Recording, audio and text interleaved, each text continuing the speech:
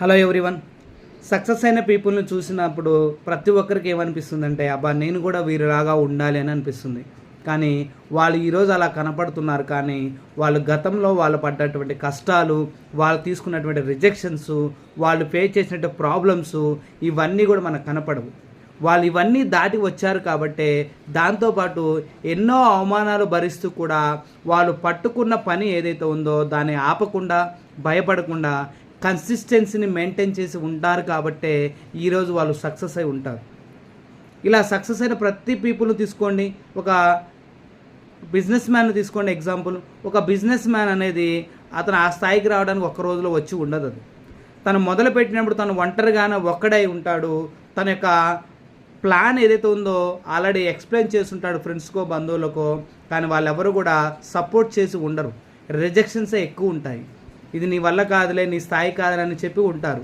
కానీ అతను అవన్నీ పట్టించుకోకుండా తన పని తాను చేసుకుంటూ చిన్నగా స్టార్ట్ చేసి ఈరోజు సక్సెస్ అయిన వాళ్ళ ప్రతి ఒక్కరూ కూడా వాళ్ళు ఎక్కడా కూడా ఆగిపోకుండా, భయపడకుండా కన్సిస్టెన్సీని మెయింటైన్ చేస్తూ వెళ్ళారు కాబట్టే ఒక్క రోజులో వచ్చిన సక్సెస్ కాదు అది. సో ఎంతో సంవత్సరాలు సాక్రిఫైస్ చేస్తుంటే వచ్చిన సక్సెస్ అది. లేదు ఒక రాజకీయ నాయకుడిని తీసుకోండి. ఒక చిన్న ఎమ్మెల్యే స్థాయి నుంచి ఎమ్మెల్యే, ఎంపీ, సీఎం, పిఎం అవ్వాలి అన్న ఒక్క రాత్రికో, ఒక్క రోజుకో, ఒక్క నెలకో, ఒక్క సంవత్సరానికో జరిగేటటువంటి విషయం కానే కాదు అది. దానికి ముందు వాళ్ళు జీరో నుంచి ఎన్ని సాక్రిఫైస్ చేసి ఉండాలి, ఎంతమందిని ఎదిరించి ఉండాలి, ఎంత ఖర్చు పెట్టి ఉండాలి. ఖర్చు మీన్స్ డబ్బైనా అవ్వచ్చు, సమయమైనా అవ్వచ్చు, ఏదైనా అవ్వచ్చు. ఎంత సాక్రిఫైస్ చేసి ఉండాలి. ఇవన్నీ సాక్రిఫైస్ చేస్తేనే ఈరోజు వాళ్ళు మనకి సక్సెస్ పీపుల్గా ఉన్నారు. ఇలా ఒక గవర్నమెంట్ ఉద్యోగాన్ని సంపాదించాలన్న చిన్న విషయం కాదు అది. దానికి ఎన్నో ఒడిదుడుకులు ఉంటాయి, ఎన్నో రిజెక్షన్స్ని మనం ఫేస్ చేయాలి.